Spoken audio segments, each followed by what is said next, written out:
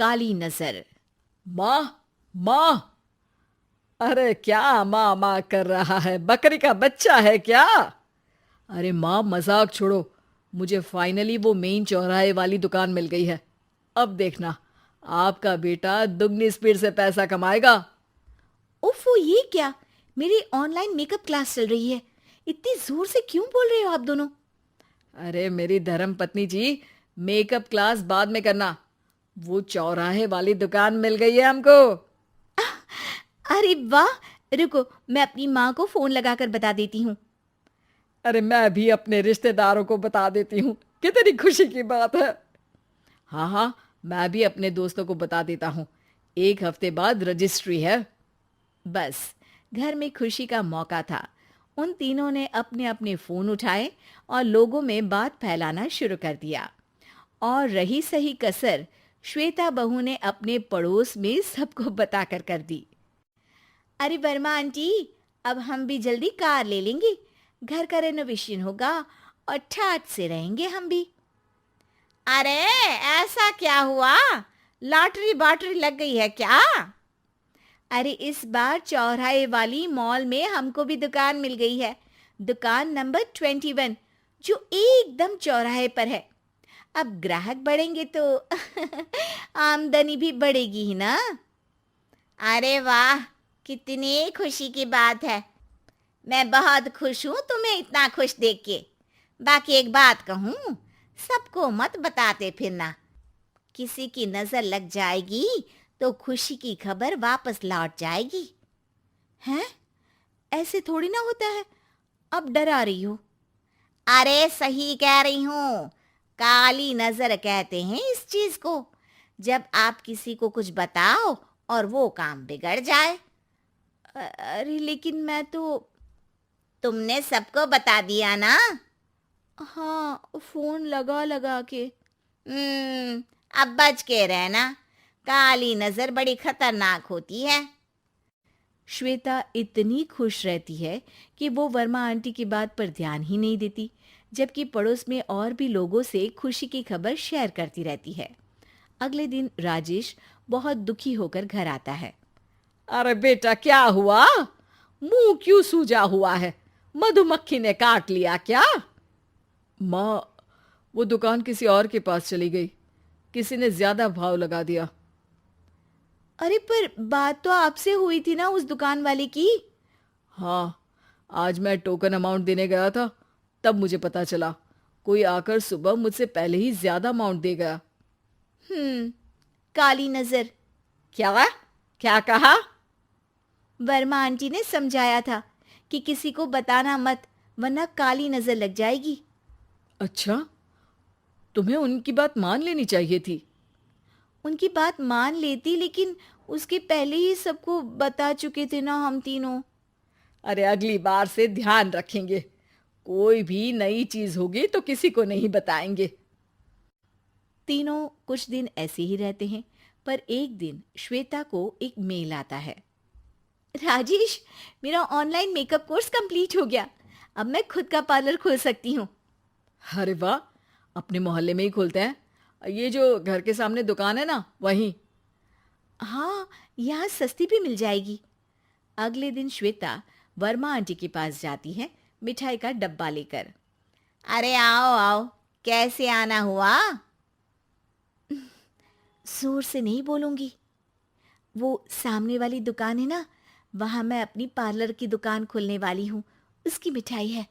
अरे वाह, बहुत बधाई हो तुमको। हाँ, मैं कमाने लगूंगी तो राजेश पर पूरे घर का बोझ नहीं रहेगा ना आंटी जी। ये तो है। पर ये बता कि तूने ये बात किसी और को तो नहीं बताई ना? अरे नहीं नहीं, पिछली बार गलती कर दी थी। काली नजर लगी किसी की और राजेश के हाथ से वो दुकान चली गई थी। सबको मत बताना। चलो मैं चलती हूँ, कल दुकान की बात करने भी तो जाना है। अगले दिन श्वेता दुकान के लिए मालिक से बात करने जाती है। अरे लेकिन दुकान तो हम कल रात को ही किसी को दे चुके हैं। कल ही? हाँ, कल ही। 2 दिन बाद कोई यहाँ पार्लर भी खोल लेगा। अब कहीं और दुकान देख लीजिए। अरे पर हमको भी तो पार्लर ही खोलना था। हाँ भाई, एक ही दुकान है, आधी आधी तो नहीं दे सकता ना मैं। राजेश और श्वेता घर पर हताश होकर आ जाते हैं।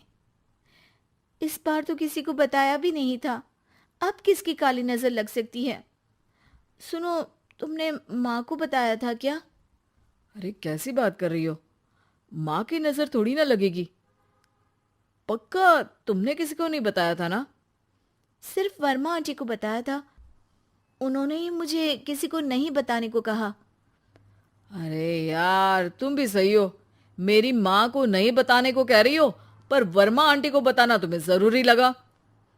अरे वर्मा आंटी ने ही तो काली नजर के बारे में बताया था ना, वो हमेशा हमारा भला ही तो चाहती हैं। मेरी माँ भी हमारा भला ही चाहती है। अरे पर चिल्ला क्यों रहे हो? बात नहीं कर सकते क्या आराम से?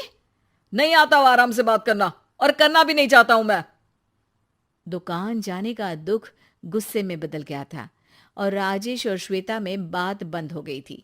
2 दिन बाद मोहल्ले में पार्लर का इनॉग्रेशन हुआ, जिसमें मोहल्ले के सभी लोगों को बुलाया गया, पर श्वेता, राजेश और माँ नहीं जाते। माँ, अंदर आ जाओ, क्या देख रही हो? अरे नया पार्लर देख रही हूं अपने आंगन से। देखो, माँ को दूसरे का सुख देखने में कितना मजा आ रहा है, मेरा दुख नहीं दिख रहा इन्हें। यहाँ मेरा पार्लर भी तो हो सकता था। अरे चुप रहो यार, हर बात में लड़ाई क्यों ढूंढ रही हो? राजेश और श्वेता फिर बहस करने लगते थे। तभी माँ ने दोनों को बाहर बुलाया। अरे जरा देखो तो, दुकान चलाने वाले का बोर्ड पर नाम क्या लिखा है? श्रुति वर्मा। गाड़ी निकाले बेटा, हमें कहीं जाना है। काली नजर का इलाज कराने? राजेश अपनी बाइक निकालता है। तीनों ट्रिपलिंग कर रहे हैं। माँ राजेश को उस मॉल वाली दुकान पर लेकर जाती है जहां राजेश अपनी दुकान खोलने वाला था। यही दुकान लेना चाहता था ना तू? हाँ, पर इनको भी दुखी करने लेकर आई हो क्या यहाँ पर दुकान दिखाकर? वहाँ काफी नहीं था? अरे श्वेता, थोड़ा सब्र रख, अभी पता चलेगा कि हम यहाँ क्यों आए हैं। बता, इस दुकान चलाने वाले का नाम क्या है? अनुपम वर्मा। कुछ समझ में आया? वो दुकान वाली श्रुति वर्मा, ये दुकान वाला अनुपम वर्मा, और हमारे पड़ोस में हमने उस दुकानों के बारे में बताया किसको था? अब वर्मा आंटी को। मतलब वर्मा आंटी ही हमारा काम बिगाड़ रही है? नहीं नहीं, ऐसा नहीं हो सकता, ये बस इत्तेफाक है। राजेश अपना फोन निकालता है और श्रुति वर्मा और अनुपम वर्मा के नाम फेसबुक पर सर्च करता है, जहां ये दोनों ही वर्मा आंटी के रिश्तेदार होते हैं। श्वेता को समझ में आ जाता है कि वर्मा आंटी की ही नजर खाली नजर है। अब क्या करना है? कोई भी खुशी की खबर हो तो काली नजर से बचना है, यानी वर्मा आंटी से बचना है। अरे पर मुझे ये समझ में नहीं आया कि वो हमारे साथ ऐसा क्यों करेंगी। अरे बेटा, एक सीख है, दूर के आदमी को आपकी तरक्की से कम परेशानी होगी, पड़ोसी को ज्यादा। दोनों माँ की बात में हामी भरते हैं और अगला काम चुपचाप करने की कसम खाते हैं, ताकि आगे से वर्मा आंटी कोई काम ना बिगाड़ सके।